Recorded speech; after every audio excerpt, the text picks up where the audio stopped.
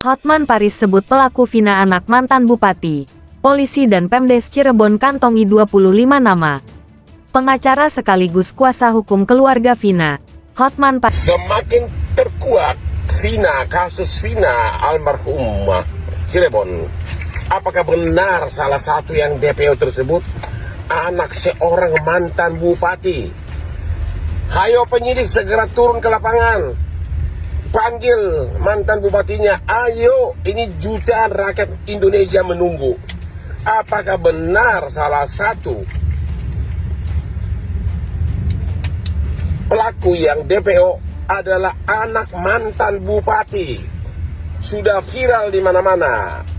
Ayo penyidik Polda Jabar bergerak cepat, jemput sekarang, malam ini juga. Jemput malam ini juga. Langsung sita semua handphonenya, semua sama istrinya, sama anak-anaknya, sama bapak, ibunya, opung, nenek, kakeknya. Oke, saya bicara ini sebagai kuasa hukum dari keluarga almarhumah Vina. Paris Hutapea menanggapi isu yang menyebut orang tua salah satu buronan pembunuh Vina adalah mantan bupati. Hotman Paris pun mendesak penyidik Polda Jabar untuk bergerak cepat dan menyelidiki kebenaran rumor tersebut. Semakin terkuak kasus Vina Cirebon. Apakah benar yang DPO itu anak seorang mantan bupati? Ucap Hotman Paris di Instagram pada Sabtu, tanggal 18 Mei tahun 2024. Ayo penyidik segera turun ke lapangan. Panggil mantan bupatinya. Yang jelas satu orang pelaku belum tertangkap karena memang dia adalah anak dari salah satu pejabat ya yang terkait dalam kasus tersebut, dan memang merasa sebagai orang tua mungkin merasa supaya tidak usah terungkap kasusnya ya. Di sini ada perlindungan dari orang tua yang sangat kuat sekali untuk melindungi anaknya supaya kalau bisa kasus itu ditutup ya.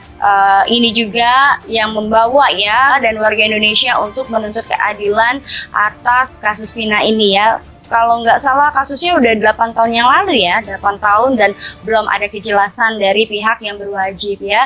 Dan sudah sewajarnya sebenarnya untuk kita ya bangsa Indonesia ini menegak keadilan.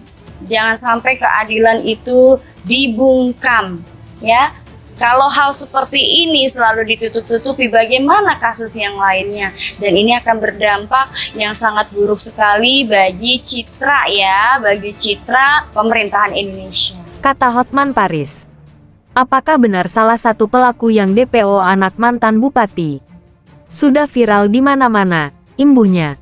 Jika isu tersebut benar adanya, Hotman Paris meminta penyidik untuk langsung menyita seluruh ponsel milik anggota keluarga sang mantan bupati.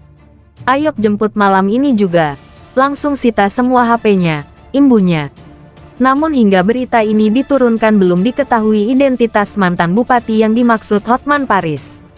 Pemerintah Desa Banjarwangunan, Kecamatan Mundu, Cirebon diketahui telah mengantongi 25 nama yang memiliki kesamaan dengan nama para pelaku pembunuhan Vina.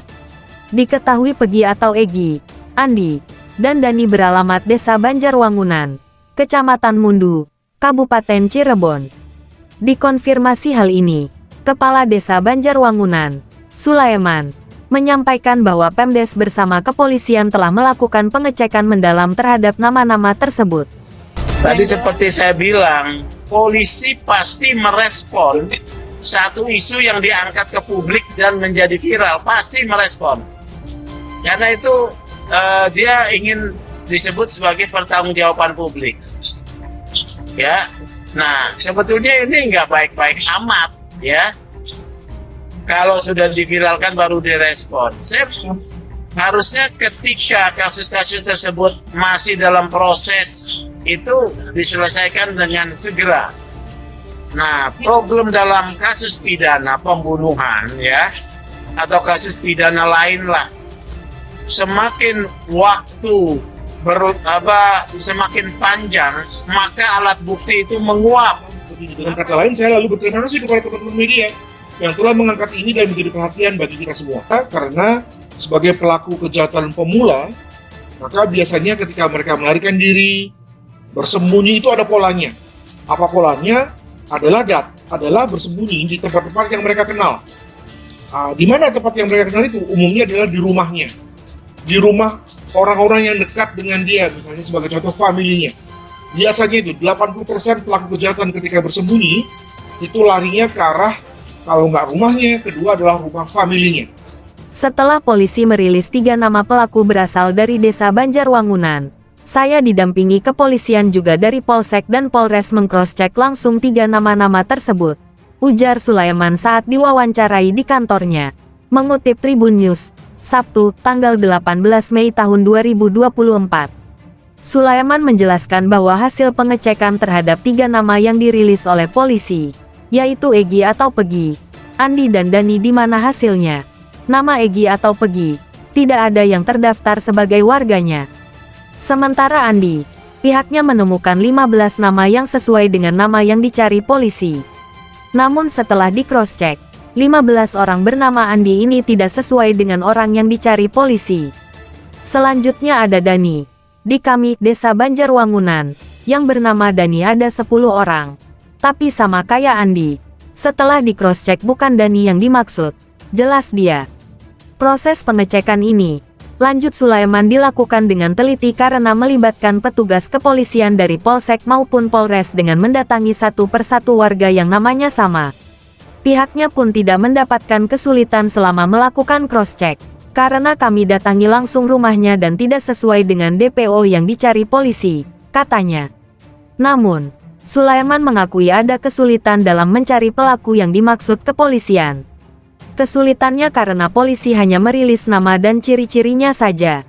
Tidak ada foto, nama lengkap maupun alamat yang detail, termasuk tidak ada sketsa wajah pelaku. Sulaiman juga menyampaikan kekhawatirannya terkait nama desa yang sedikit tercoreng akibat dugaan tersebut.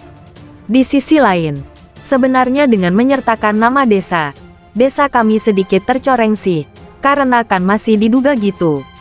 Ya mudah-mudahan saja di kami tidak ada 3 pelaku yang dimaksud polisi itu, katanya.